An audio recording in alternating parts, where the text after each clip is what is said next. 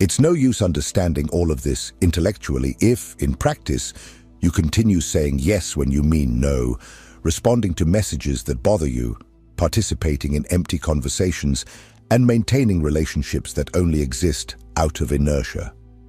Awareness without action is just another form of self-deception. True transformation begins when you firmly decide to become selective. And this requires emotional discipline. Conscious unavailability is not about being cold, arrogant, or indifferent. It's about no longer being accessible to anyone, at any time, for any reason. It's about taking control of your own energy, your own time, your own peace. And this starts with small actions, not responding immediately, breathing before reacting, leaving a discussion before being dragged into chaos, turning off your phone without guilt, saying, "Not today," saying, "I'm not interested," saying, "I won't get involved."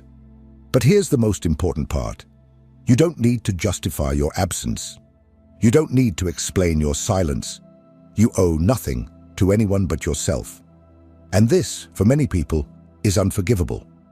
Because when you refuse to explain yourself, you take away the other person's power to keep you within an emotional narrative where you are always the helpful, understanding, accessible one.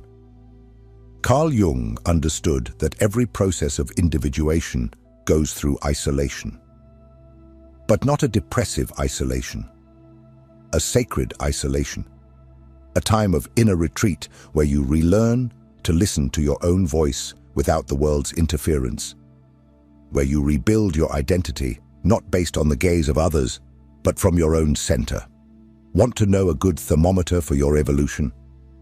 Observe who starts to distance themselves from you when you become more reserved. Observe who tries to provoke you when you stop reacting. Observe who accuses you of having changed when you finally start to protect yourself. These are not signs that you are wrong. They are proof that you have begun to free yourself. Being unavailable is uncomfortable at first. You will feel guilty. You will think you are being selfish. You will hear that you are being too harsh.